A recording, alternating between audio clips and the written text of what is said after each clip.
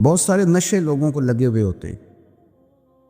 ہر آدمی کوئی نہ کوئی نشہ کرتا ہے، کوئی دولت کا کرتا ہے، کوئی شہرت کا کرتا ہے، کوئی اپنی تعریف کا نشہ کرتا ہے، دو چار لوگوں سے تعریف سن کے مطمئن ہو جاتا ہے۔ ناراض تو نہیں ہو گیا اس جملے سے؟ آپ کرتے ہیں لوگ دولت کا نشہ بھی۔ یہ جب نقصان ہوتا ہے تو بندے بیمار نہیں ہو جاتے؟ پیسے ڈوب جاتے ہیں تو لوگ بیمار نہیں ہو جاتے؟ تو اس کا مطلب یہ ہوتا ہے کہ نشہ ٹوٹ گیا ہے۔ اب بہک ہوئے ہیں نا تھوڑے سے تو کانپتے ہیں، تڑپتے ہیں، پریشان۔ نشہ ہی اسی طرح ہی کرتا ہے نا، نہیں ملتا تو پریشان ہوتا ہے۔ یہ سارے نشے ہیں، مختلف قسم کا نشہ۔ ہم مانتے نہیں اس بات کو، تسلیم نہیں کرتے، کیونکہ تسلیم کرنا بڑا مشکل کام ہے۔ اس کے لیے تو بڑی ساری چیزیں جو ہیں وہ دبوچ کے اور بڑی سارے رستے پھلانگ کے آنا پڑتا ہے، تو بڑا مشکل ہے ماننا، ورنہ کرتے ہیں ہم، ہمارا مزاج ہے۔ یہ گھومنے پھرنے کا، دنیا دیکھنے کا بھی ایک نشہ ہے، یہ بہت ساری باتیں کرنے کا بھی ایک نشہ ہے، گپ شپ کا بھی ایک نشہ ہے۔ دو چار لوگوں کی جب تک پگڑیاں نہ کھول لیں، بعض لوگوں کو نیند نہیں آتی۔ یہ غیبت کا، چغلی کا، بددیانتی کا، یہ بھی ایک نشہ ہے۔ اس پر مولا رومی رحمۃ اللہ نے بڑا کلام لکھا ہے۔ وہ کہتے ہیں مانگ کے کھانے کا بھی نشہ ہے، مانگ کے کھانے کا بھی نشہ ہے۔ وہ کہتے ہیں کہ ایک بھیک مانگنے والی خاتون تھی، تو بادشاہ کے پاس بھیک مانگنے آئی، تو بادشاہ کو پسند آ گئی، اس نے شادی کر لی۔ اب اس کو عادت تھی بھیک مانگ کے کھانے کی، تو وہ کنیزوں سے کہا کرتی تھی کہ فٹافٹ نہ روٹی لے کے آیا کرو، میں 2-3 دفعہ مانگوں تو پھر لایا کرو، کیونکہ ایک نشہ ہے نا، تو میں مانگوں 2-4 دفعہ تو پھر۔ تو انسان بہت سارے نشے کرتا ہے، یہ مانتا نہیں۔ یہ موبائل، یہ فیس بک، یہ سارے نشے ہی ہیں۔ اپنی فوٹو لگا لینا، سارا دن اسی کو دیکھتے رہنا۔ اور بڑے بڑے سیانے بندے جو وزادار ہیں، بڑے وزادار لوگ ہیں، لیکن وہ بھی سنجیدگی کے قائل نہیں، اس طرح کے نشوں کا شکار ہیں۔ یہ سارے نشے ہیں جو ہم نے پال لیے۔ ہمارے صوفیاء، ہمارے بزرگ فرماتے ہیں کہ تم اس طرح کرو، اگر سارے نشوں سے بچنا چاہتے ہو تو سجدے کا نشہ شروع کرو، سجدے کا نشہ شروع کرو۔ یہ نا اقبال کہتے ہیں، وہ عطار ہو، رومی ہو، رازی، آپ بات کو سمجھیں، عطار ہو، رومی ہو، رازی ہو، غزالی ہو، کچھ ہاتھ نہیں آتا بے آہ سحر گاہی۔ کہتے ہیں بہت بڑا صوفی ہو جیسے فرید الدین عطار تھے، بہت بڑا تصوف کا امام ہو جیسے امام غزالی تھے، بہت بڑا تفسیر کا استاد ہو جیسے امام رازی ہو، عطار ہو، رومی ہو، رازی ہو، غزالی ہو، پر کچھ ہاتھ نہیں آتا بے آہ سحر گاہی۔ اگر سویرے اٹھ کے روتا نہیں نا اللہ کی بارگاہ میں، اگر تہجد نہیں نہ پڑھتا، تو کچھ ہاتھ نہیں آتا بے آہ سحر گاہی، پھر اس کو کوئی چیز نصیب۔ میری بات کی سمجھ آ رہی ہے آپ حضرات؟ جب تک آپ سویرے نہیں اٹھتے، آپ اللہ اللہ نہیں کرتے، آپ کو نوافل کا چسکا نہیں، عبادت کا مزہ نہیں، فرمایا میری عبادت کرو، یہ شوق پیدا کرو، میں نے تمہیں پیدا کیا ہے۔ ہم لوگوں کے نشے ہیں، مختلف نشے ہیں، بڑا عجیب رنگ ہے۔ محفل کی صدارت کرنے والے بڑے پیر صاحب، بڑے القابات، بیچ میں سے بندہ تلاش کرنے سے بھی نہیں ملتا، اتنے بڑے لقب ہیں اس کے، لیکن وہ سج سنور کے 2.5 گھنٹے بیٹھا رہا محفل میں، اور نماز کا وقت آیا تو اس نے مختصر سی پڑھی، وہ نکل گیا، ہلکے سے سجدے کیے۔ اتنا بڑا عشق رسول، نعت خواں، ہو کیا بات ہے، اور عشق رسول کا بہت بڑا پیغامبر، بہت بڑا مبلغ، وہ بیچارہ سمجھ ہی نہیں سکا کہ اللہ کے رسول نے فرمایا تو نماز پڑھ میری آنکھیں ٹھنڈی ہو جائیں گی۔ تو یہ نشے کے عادی تو ہیں، پر حقیقت کے قائل نہیں۔ یہ بس ٹھیک ہے، خوابوں کی دنیا میں لوگ زندہ ہیں، پر جن کو یہ جو نشہ تھا نا عبادت کا، یہ میرے رسول پاک کی چاہت ہے، یہ میرے نبی کریم علیہ السلام کی۔ آپ دیکھیں نا، حضور مہینوں مہینوں جا کے غار حرا میں بیٹھتے، کیا وہاں تبلیغ کرتے تھے؟ کوئی کتاب لکھتے تھے؟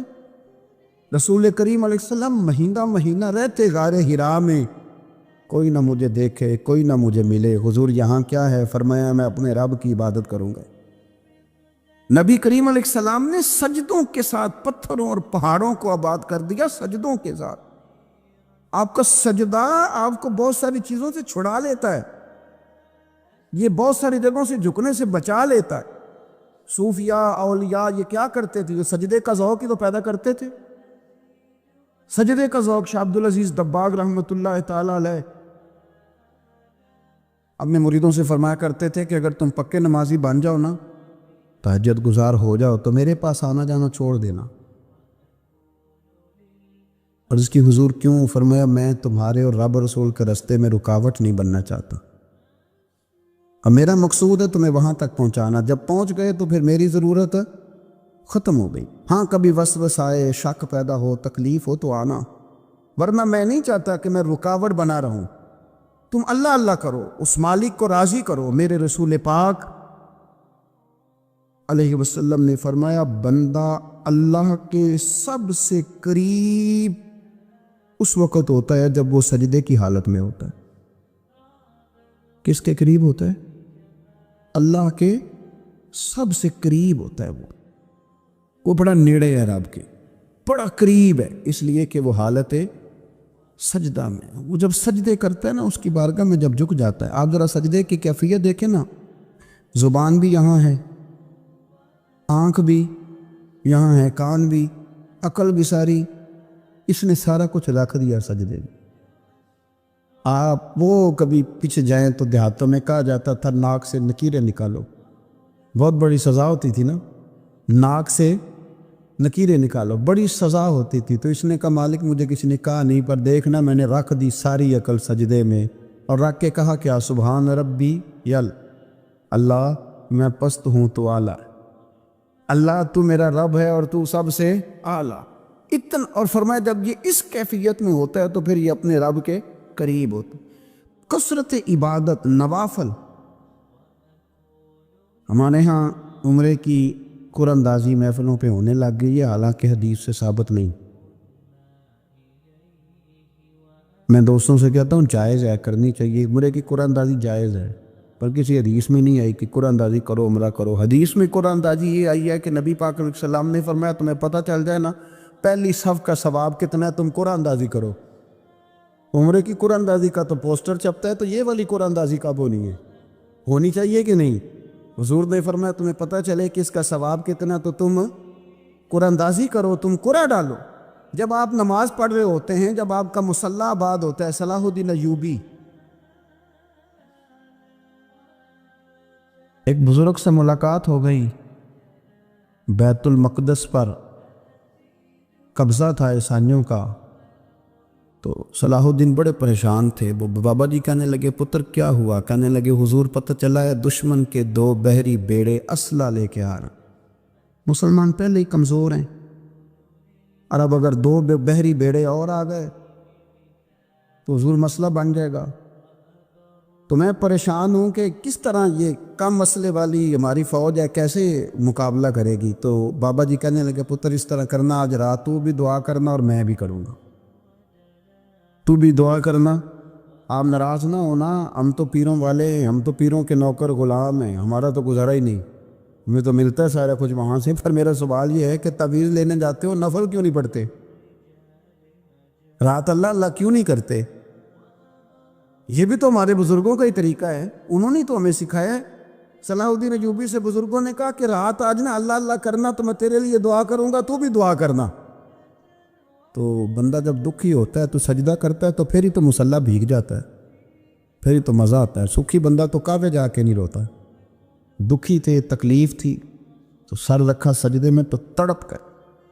اور وہ بابا جی کہتے ہیں میں مسجد آیا تو صلاح الدین چیخیں مار کے رو رہا تھا اور کہہ رہا تھا مالک میں کوئی اپنی شان کے لیے تو نہیں نہ لڑ رہا، اللہ کو میں کوئی قبضوں کے لیے تو نہیں لڑ رہا، مالک تیرے لیے لڑ رہا ہوں، مجھے بے آبرو نہ کرنا، میری مدد فرمانا۔ کہتے ہیں میں آیا تھا کہ مسجد میں دعا کروں گا، پر صلاح الدین ایوبی کو روتے دیکھا تو میں لوٹ گیا۔ تو سویرے صلاح الدین ملے تو بڑے خوش تھے۔ میں نے کہا پتر کیا ہوا؟ کہنے لگے حضور وہ بحری بیڑے 2 آ رہے تھے نا اسلحہ لے کے، دونوں ڈوب گئے پانی میں ڈوب گئے۔ تو بابا جی کہنے لگے صلاح الدین وہ پانی میں نہیں ڈوبے، وہ تیرے آنسوؤں میں ڈوب گئے، وہ غرق ہو گئے، وہ جو تو نے مصلی بات کیا تو وہ تیرے آنسوؤں میں ڈوب گئے، وہ غرق ہو گئے، وہ تباہ، اتنے قیمتی تھے تیرے آنسو کے بہا لے گئے دشمن کے بحری بیڑوں کو۔ میرے بھائی ٹھیک ہو گیا جی، میرے عزیز سمجھ لیں اس بات کو ہمیشہ کے لیے، اور اس پر غور کرنے اچھے طریقے سے کہ میرے رسول کریم سید عالم صلی اللہ علیہ وسلم نے نا ہماری توجہ دلائی، حضور نے ہمیں بتلایا، ہمارا ذوق بڑھایا عبادت کی طرف۔ ایک صحابی تھے حضرت ابو فاطمہ رضی اللہ تعالیٰ عنہ، یہ ترمذی شریف کی حدیث ہے۔ نبی پاک علیہ السلام نے فرمایا ابو فاطمہ قیامت کے دن مجھ سے جلدی ملنا چاہتے ہو کہ دیر کے ساتھ؟ تو کہنے لگے حضور کون ہوگا جو دیر سے ملنا چاہے، ہم نے تو جان دے دی وعدہ دیدار پر۔ اعلیٰ حضرت فرماتے ہیں جان دے دی وعدہ اور نقد اپنا دام ہو ہی جائے گا۔ مجھے لگتا ہے کہ یہ سودا نقد و نقد ہو جانا ہے، کیونکہ ہم نے جان دے دی وعدہ دیدار پر۔ آپ نے وعدہ کیا تھا کہ مریں گے تو پھر زیارت ہوگی، تو مر گئے ہم زیارت کی خاطر۔ جان دے دی وعدہ دیدار پر، تو نقد اپنا دام ہو ہی جائے گا۔ اے رضا ہر کام کا ایک وقت ہے، دل کو بھی آرام ہو ہی جائے گا۔ تو حضرت ابو فاطمہ رضی اللہ تعالیٰ عنہ سے نبی پاک صلی اللہ علیہ وسلم نے فرمایا جلدی ملنا چاہتے ہو کہ دیر سے؟ اس کی حضور فٹافٹ ملنا ہے، میں نے قیامت کے دن آپ سے جلدی ملنا ہے۔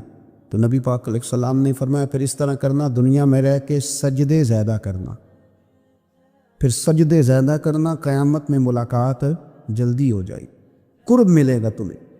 اپنے بچوں کے اندر دیکھیں نا، ہم شوق پیدا کرتے ہیں، ہمیں صحیح لفظ نہیں بولنے آتے، پر ہم بچوں میں شوق پیدا کرتے ہیں کہ پتر ڈاکٹر بن جائے گا تو بڑا نفع کرے گا، تو لوگوں کی خدمت کرے گا، ملک و ملت کی خدمت کرے گا، تیرے ابا کا نام روشن ہوگا، تیرے دادا کی تعریفیں ہوں گی۔ ہم یہ ذوق پیدا کرتے ہیں۔ ہم اپنے نوجوانوں کے اندر یہ فکر پیدا کرتے ہیں، انہیں ہم سمجھاتے ہیں کہ میاں جب تم پڑھو گے، محنت کرو گے تو فلاں آدمی کی طرح تمہارا نام ہوگا۔ یہ جتنا ذوق ہم بچوں کے اندر ان چیزوں کا پیدا کرتے، ہمیں حکم ہے کسی طرح ہم ذوق پیدا کریں کہ پتر نماز پڑھے گا تو اللہ راضی ہو جائے گا، تو سجدہ کرے گا۔ دیکھیں نا میرے رسول کریم علیہ السلام نے فرمایا 7 سال کے بچے کو مسجد لے کے جاؤ، یعنی اسے شوق دلاؤ، اس کے اندر یہ خاصیت پیدا کرو کہ اس کا دل کرے مسجد میں جانے کا، اس کے اندر یہ خصوصیات لاؤ کہ وہ ہمارے ہاں نا ہر چیز کو پروموٹ کیا جا رہا ہے، ہر چیز کو، یعنی سر سنگیت سکھانے کے لیے اکیڈمیاں بن گئی ہیں، ہر شے پروموٹ ہو رہی ہے۔ عبادت کا جذبہ کم ہوتا جا رہا ہے، اللہ کا ذوق ہمارے اندر نہیں رہا، اور اتنا مشکل ہم نے اپنے لیے بنا لیا ہے کہ وہ بندہ جو بڑی زبردست مذہبی گفتگو کر رہا تھا اور تگڑی بات کر رہا تھا، کیا بات ہے، لیکن نماز کے بارے میں کمزوری دکھا جاتا ہے، نوافل کے بارے میں وہ چپکے سے نکل جاتا ہے۔ امام احمد بن حنبل رحمۃ اللہ تعالیٰ علیہ، مسند امام احمد بن حنبل 14 جلدوں میں ہے مارکیٹ میں، اور مجھے تو خیر پسند ہی بڑی ہے، میں نے تو کئی دفعہ پڑھی ہے۔ اور کیا بات ہے امام احمد بن حنبل کی، کیسے تگڑے قسم کے محدث تھے، اور اللہ نے کتنا انہیں اعزاز عطا فرمایا ہوا تھا۔ یہ کوڑے بھی کھاتے تھے دین کی خاطر، سارا کرتا لہو سے بھر بھی جایا کرتا تھا، بڑا اعزاز والا شخص تھے، بڑے اعزاز والے۔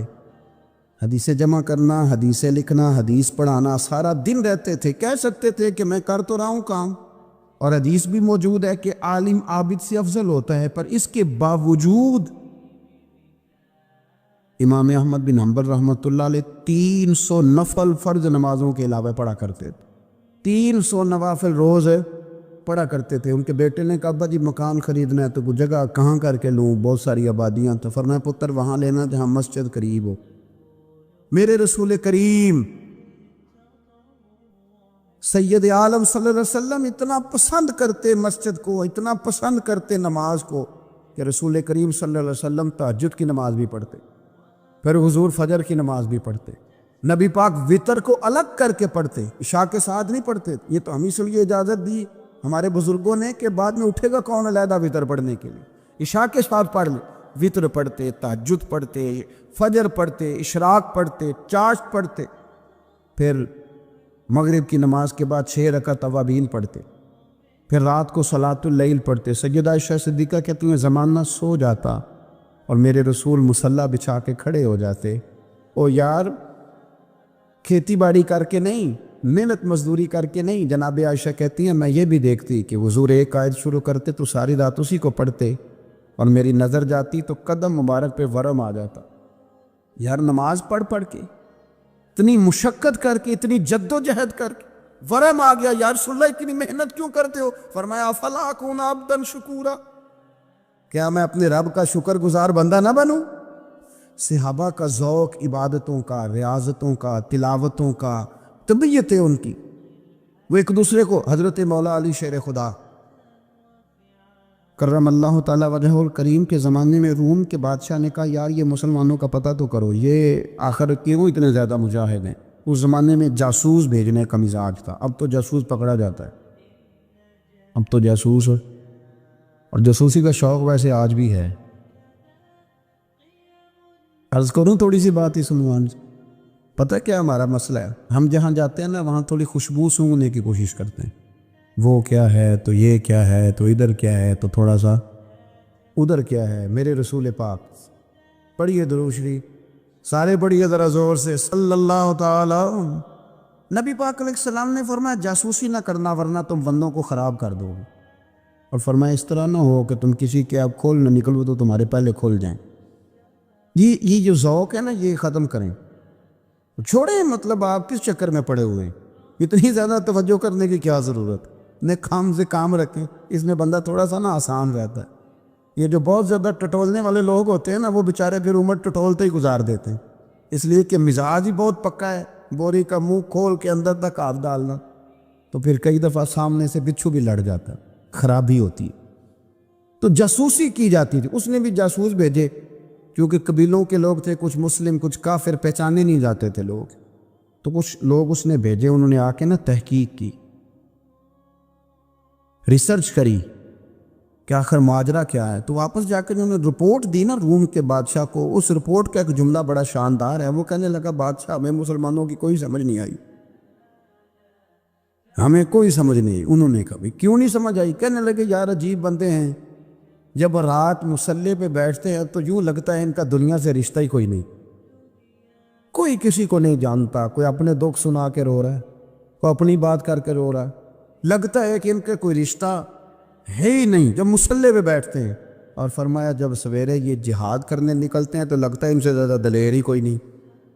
حالانکہ جو مصلوں پہ رونے دھونے کے لوگ ہوتے ہیں وہ کئی دفعہ جہاد میں کام نہیں کرتے، لیکن عجیب لوگ ہیں کہ رات کے راہب ہیں، دن کے مجاہد ہیں، کوئی سمجھ نہیں آتی. میرے عزیز ان لوگوں نے مصلی آباد کر کے رکھا، تلاوتیں ان کا ذوق رہی، منظر روز پڑھنا، اسباق پڑھنا، وظائف پڑھنا، یہ ان کا ذوق رہا.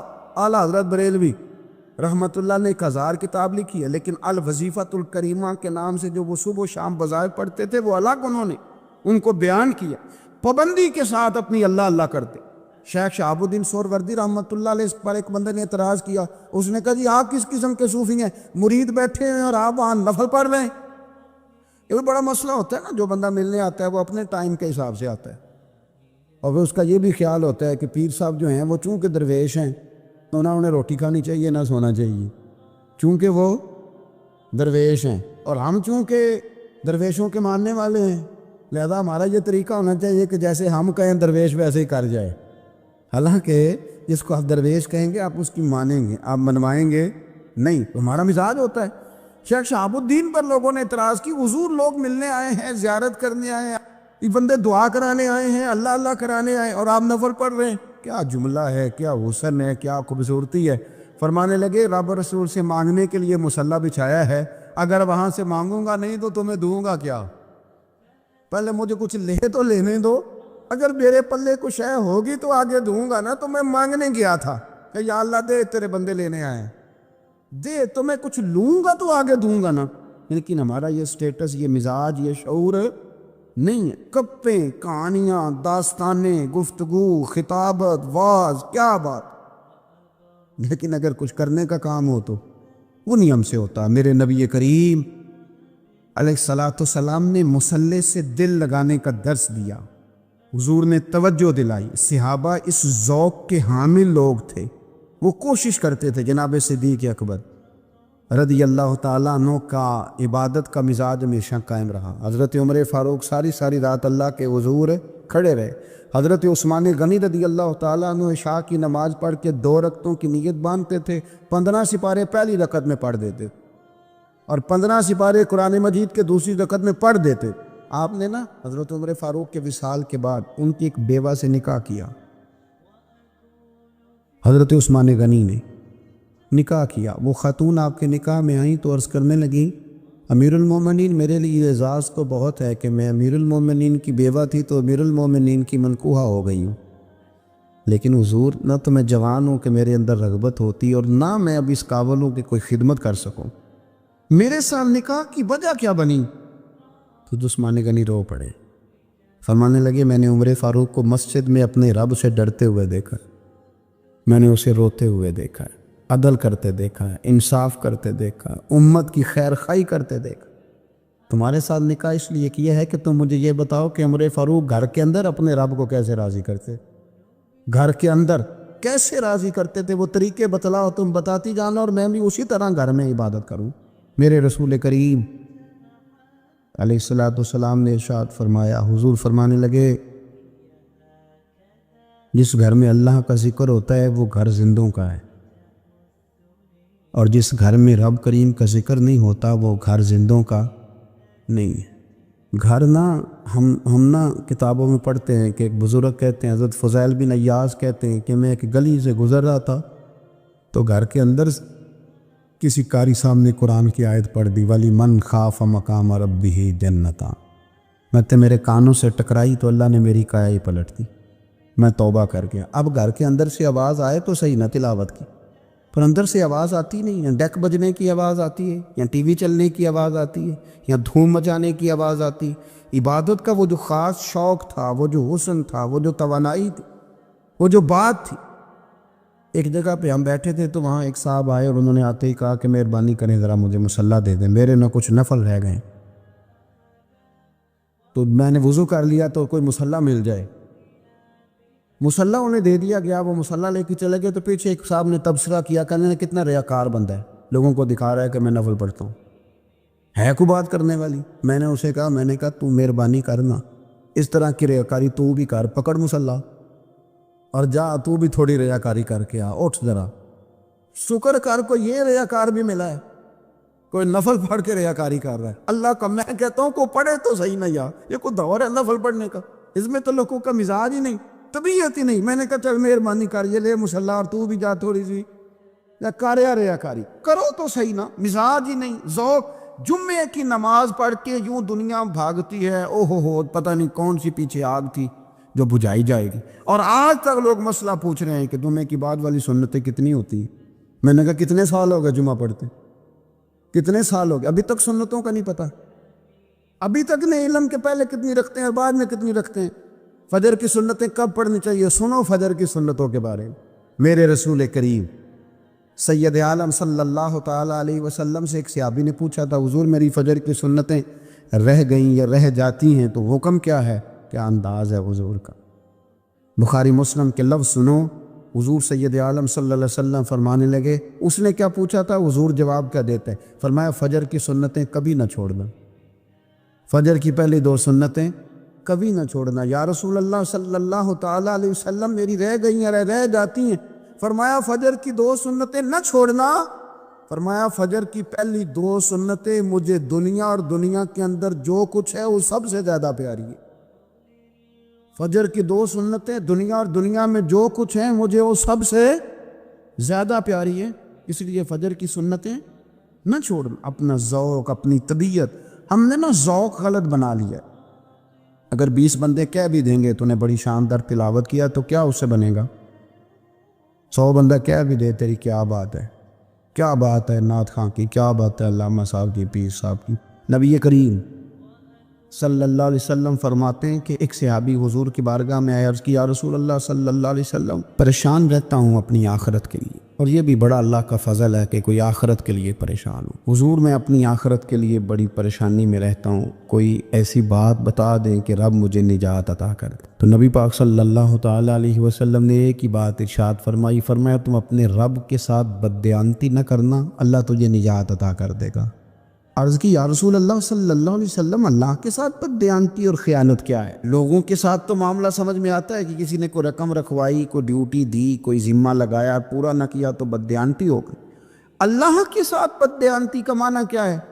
تو نبی پاک صلی اللہ علیہ وسلم فرمانے لگے وہ کام جو تمہیں خالص اپنے رب کی رضا کے لیے کرنے چاہیے تھے، ان کاموں میں اگر تم نے نیت کر لی نا کہ لوگ بھی دیکھ لے، غیر کا بھی تم نے ارادہ کر لیا، حکم دیا تھا اللہ رسول نے، کرنے تھے اللہ رسول کے لیے، اور جب تم نے ارادہ کر لیا نا کہ ذرا لوگوں کو بھی پتہ چل جائے میں نمازی ہوں، تہجد گزار ہوں، قاری قرآن ہوں، عامل بالسنہ ہوں، شریعت اسلامیہ کا پابند ہوں، جب تم نے یہ والا ذہن بنا لیا نا تو پھر تم نے اپنے رب کے ساتھ بددیانتی کی، تم نے خیانت کی، پھر تم نے ٹھیک نہیں کیا۔ جب تم نے یہ ذہن بنا لیا کہ لوگوں کو پتہ چل جائے۔ حضرت شاہ منصور رحمۃ اللہ علیہ فرماتے ہیں کہ میرا ایک شخص سے بڑا قریبی تعلق تھا اور میں اسے بڑا نیک سمجھتا تھا، اور اچھے الفاظ میں اس کا لوگوں کے ہاں ذکر تھا، لوگ اسے نیک ہی سمجھتے تھے، لیکن مجھے کسی نے بتایا کہ وہ بہت ہی زیادہ بیمار ہے۔ میں تیمارداری کرنے گیا، میں نے اسے جا کے دیکھا تو بڑی اذیت میں تھا۔ میں نے کہا کیا ہوا؟ کہنے لگا حضور اپنے گناہوں کی پاداش میں ہوں۔ میں نے کہا تو بڑا نیک تھا۔ کہنے لگا حضرت جی میرا منصب نیکی کا تھا، میں نے تہجد پڑھی تاکہ لوگوں کو پتہ چل جائے میں نیک، میں نے تسبیح پھیری تاکہ پیری مریدی میں اضافہ ہو، میں نے سنت شریعت کا لبادہ اوڑھا تاکہ میرے عقیدت مند بڑھ جائیں۔ وہ کام جو اللہ رسول کے لیے کرنے تھے انہی کاموں پر میں نے یہ نظام بنایا کہ جس سے خرابی واقع ہونے لگی حضور، پھر میں بیمار ہوا، اتنا بیمار ہوا کہ اٹھا نہیں جاتا تھا۔ ایک دن پھر میں نے قرآن شریف منگایا اور منگا کر کے اپنے صحن میں بیٹھ کر قرآن بلند کر کے کہا اللہ مجھے اس کے صدقے شفا دے دی، آج کے بعد ایسا کام نہیں کروں گا۔ رب نے تو شفا دے دی پر میں نہیں باز آیا، میں گویا بیچتا رہا تہجد کو، میں سیل کرتا رہا اپنے وظیفوں کو، میں نے وہ جملے، وہ الفاظ، وہ تلاوتیں، وہ نعتیں، وہ میں کرتا رہا، سیل کرتا رہا۔ پھر بیمار ہو گیا، پھر دعا مانگی، قرآن شریف شروع کیا، پڑھا، سورہ یاسین تک پہنچا، پھر بلند کیا، اللہ اس کے صدقے شفا دے دے، وہ بڑا ہی مہربان ہے، اس نے پھر معاف کر دیا۔ لیکن حضور اس کی بار یہ ہوا ہے کہ میں نے کئی دفعے معافی مانگی، کئی دفعے توڑی، اب میں نے پھر وہی کام کیے لوگوں کو دکھانے کے لیے، لوگوں کو راضی کرنے۔ ہمارے پلے کچھ بھی نہیں بچتا، جو کچھ ہے وہ دوسروں کو دے ڈالا۔ اس لیے نبی پاک علیہ السلام فرماتے ہیں قیامت کے دن اللہ تعالیٰ کچھ لوگوں سے فرمائے گا جن کو دکھانے کے لیے نمازیں پڑھتے تھے، جاؤ ان سے جا کے اجر مانگو، جن کو دکھانے کے لیے تم نے صدقات کیے ان سے کہو تمہیں اجر دیں، جن کو دکھانے کے لیے تم نے روزے رکھے ان سے کہو تمہیں اجر دے، وہ جو تم نے لبادے اوڑے نا اور بڑا کچھ تم بنے کہ میں داڑھی والا، میں پگڑی والا، میں جبے والا، جن کو دکھانے کے لیے کیا، جاؤ جا کے ان سے اجر لو، میں تو تمہیں اس چیز کا اجر دوں گا جو تم نے خالص میرے لیے کیا۔ تو وہ شخص کہنے لگا حضور اب میری یہ کیفیت ہے کہ اس دفعہ میں قرآن منگاتا ہوں، پڑھنے کی کوشش کرتا ہوں پر میری زبان پہ جاری نہیں ہوتا، آپ میرے لیے دعا فرما دیں۔ کہتے ہیں میں بھی رویا، وہ بھی رویا، ابھی میں اس بستی سے باہر نہیں نکلا تھا کہ اس شخص کا انتقال ہو گیا، وہ چلا گیا۔ آج تک پریشان ہوں کہ مالک بندہ نوازی فرما، تھوڑا سا اپنے لیے بھی ہمیں کچھ کرنا ہے، ہمیں غور کرنا ہے کہ یہ کام کرتے وقت میرا ارادہ کیا ہے، اس کام سے میرا مقصود کیا ہے، اور جس ارادے سے میں کر رہا ہوں پھر اس کا نتیجہ کیا ہے۔ اگر اسی طرح الجھ گئے، میں کہتا ہوں کہ ہم نے دعوتیں ولیمے بھی کھائے اور ہم منگنی میں بھی گئے اور ہم بارات میں بھی گئے اور ہم جناب سیاسی میٹنگ میں بھی گئے، کس لیے کہ دنیا داری ٹھیک رہے، یہ سارے کام دنیا کے لیے کر لیے تھے، تو اب نمازیں تو نانا دنیا داری کے لیے پڑھے، یہ سارا کچھ ہو گیا تھا نا دنیا داری کے لیے، تو اب داڑھی حج زکوٰۃ کا معاملہ تو دنیا داری کے لیے نہ کریں، اب اس پر تو نہ دھبا ڈالیں، اس پر تو نہ وہی لیبل لگا لیں کہ یہ اوپر بڑا اچھا خوبصورت پیکٹ اور اندر سے نکلے ہی کوئی شے نہ، خرابی ہو جائے، اور صبح قیامت جب راز کھلیں تو پھر ہم سے چھپنے کو جگہ ہی نہ مل سکے۔ نبی کریم صلی اللہ تعالیٰ علیہ وسلم نے ہماری تربیت فرمائی، حضور فرمانے لگے مخلص ہو کے عمل کرنا، اگر تھوڑا بھی ہوا تو تمہیں کفایت کر جائے گا، تمہارے لیے کافی ہو جائے گا، تھوڑا بھی ہوا۔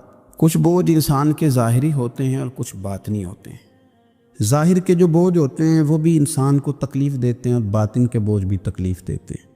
آپ کے کپڑے میلے کچیلے ہو جائیں یا بالوں پہ مٹی لگ جائے، گرد لگ جائے تو آپ کی طبیعت بوجھل ہو جاتی ہے، آپ جب غسل کر لیتے ہیں، کپڑے بدل لیتے ہیں، دھلے ہوئے پہن لیتے ہیں تو آپ کو محسوس ہوتا ہے کہ طبیعت کچھ ہلکی پھلکی سی ہو گئی، ذہنی طور پر آپ اطمینان محسوس کرتے ہیں۔ اسی طریقے کا معاملہ آپ کے باطن کے ساتھ بھی ہے۔ کچھ لوگ تلخ ہیں، پریشان ہیں، طبیعت بڑی کڑوی ہو گئی ہے، غصہ بڑا آتا ہے، وہ کہتے ہیں پتہ نہیں کیا مسئلہ ہے، میں اتنا پریشان کیوں ہوں، بور کیوں ہوتا ہوں، تو وجہ ہے نا اس کی دل پہ بوجھ بڑا ہے، حسد چھوڑ دینا چاہیے، عداوت چھوڑ دینی چاہیے، اللہ کی رضا پہ راضی ہونا چاہیے، سوچیں اچھی رکھنی چاہیے، دل کو صاف کر لیں، اللہ تبارک و تعالیٰ باطن کو ہلکا پھلکا کر دے، ٹھنڈا ٹھار ہو جائے گا۔ اس لیے کہ ہر شے تو دل کے اندر ہے، ایمان بھی، نفاق بھی، کفر بھی، اسلام بھی، سارا کچھ اسی کے اندر ہے۔ بلکہ حضرت سلطان صاحب نے تو کہا تھا کہ 14 طبق دلے دے اندر تے تمبو ونگوں تانے ہو، تمبو ونگوں تانے، یعنی ایسے چھائے ہوئے۔ دل جب ٹھنڈا ہوتا ہے، تسلیم والا ہوتا ہے، اور باطن کے اندر جب انسان سکون میں ہوتا ہے، انہوں نے بہت ساری چیزیں اپنے دلوں میں بٹھا رکھی ہیں، چھوڑنے کو تیار نہیں ہوتے، اور وہ اندر جم گئی ہیں، انہوں نے گھر کر لیا ہے، اندر ڈیرا لگا لیا ہے۔ حضرت رومی رحمۃ اللہ تعالیٰ علیہ فرمایا کرتے تھے کہ دل بدستاور کے حج اکبر است، از ہزاراں کا با یک دل بہتر است۔ فرماتے تھے دل پہ توجہ دے، یہ ٹھیک ہو گیا تو 1000 حج سے بھی تیرے لیے بہتری ہو جائے گی۔ اور ایک جملہ اور بڑا خوبصورت فرمایا کرتے تھے، فرماتے تھے کعبے کو بھی صاف کرنا چاہیے، اس لیے کہ وہاں سے حضرت خلیل گزرے، پر دل کو بھی صاف رکھ، یہاں سے تو رب جلیل نے گزرنا ہے۔ تو مالک کا جہاں ڈیرا ہونا ہے وہ چیز میلی کچیلی ہے، بڑی بری حالت ہے، چھوٹی چھوٹی چیزیں لوگوں نے، قدورتیں، نفرتیں، موقع بھی آتا ہے نا جب صاف کرنے کا، تب بھی نہیں کرتے، کوئی معافی مانگنے آ بھی جائے تو نہیں دیتے، کوئی بندہ وضاحت دے کہ کہنا بھی چاہے نا کہ یہ معنی نہیں تھا، وہ میرا یہ مطلب تھا، تو اس وضاحت کو قبول کرنے کو تیار بھی نہیں ہوتے۔ ہم چھوڑنا نہیں چاہتے، جان اڑے ہوئے، پتہ نہیں کیا بن کے بیٹھ گئے۔ اور بڑے سارے لوگ ہیں جن کو اللہ نے موقع دیا تھا، آئے تھے لوگ درگزر کا سوالی بن کر، لیکن وہ نہیں کرتے۔ جب آپ اپنے دل پہ بوجھ بنا لیں گے، مختلف چیزیں طاری کر لیں گی، وہ اندر سلگتی ہیں، اندر آپ کے وہ میل کچیل بڑھا دیتی ہیں، بوجھ بڑھ جاتا ہے، طبیعت تلخ ہو جاتی ہے، زبان کڑوی ہو جاتی ہے، لب و لہجہ کانٹوں کی طرح چبھتا ہے لوگوں کو۔ لیکن اگر دل آپ صاف رکھیں، ٹھنڈا رکھیں، حوصلے والا رکھیں، آپ کے اندر کوئی شے نہ ہو کسی بندے کے لیے، تو پھر آپ یقین کریں کہ زندگی بڑی مزیدار ہو جاتی ہے، پھر آپ کو سکون ملتا ہے، پھر آپ نماز بھی تسلی والی پڑھیں گے، لوگوں سے ملیں گے تو انہیں اپنا سمجھ کے ملیں گے، کیونکہ اندر شے ہی کوئی نہیں جب تو۔ اور جب آپ رات کو سوئیں گے تو پھر بھی رب کریم قرار والی نیند عطا فرمائے گا۔ لیکن جب وہ تلخیاں، وہ بوجھ، کل فلانے نے یہ کہا تھا تو آج سارا دن منصوبہ بندی کی کہ تگڑا جواب کیسے دینا ہے، کل ایک نے اینٹ پھینکی تھی تو آج پتھر جمع کر کے رکھے ہیں کہ مجھے موقع ملے گا تو میں نے برسانے ہیں، تو پھر تو آپ اس کام لگے ہوئے ہیں، پھر تو جان چھوٹے گی نہیں، اس کا کوئی حد بندہ ہی نہیں۔ ہر شعبے کے اندر کچھ لوگ اعلیٰ ہوتے ہیں، کچھ افضل ہوتے ہیں۔ مجھ سے آپ پوچھیں گے کسی بڑے آدمی کا نام بتائیں تو میں نے تاجر کا تو نہیں نہ بتانا، میں انشاءاللہ تعالیٰ آپ کو بتاؤں گا کہ فلاں بندہ اللہ کا بہت بڑا نیک آدمی ہے، میں بتاؤں گا فلاں بندہ بڑا زبردست حدیث پر نظر رکھنے والا عالم ہے۔ میں تو اپنے شعبے کے تعلق سے بات کروں گا کہ فلاں آدمی زبردست مفتی ہے، اپنے شعبے سے۔ آپ پوچھ لیں کسی تاجر سے کہ آپ کسی بڑے آدمی کا نام بتائیں تو اس نے عالم کا تھوڑی بتانا ہے،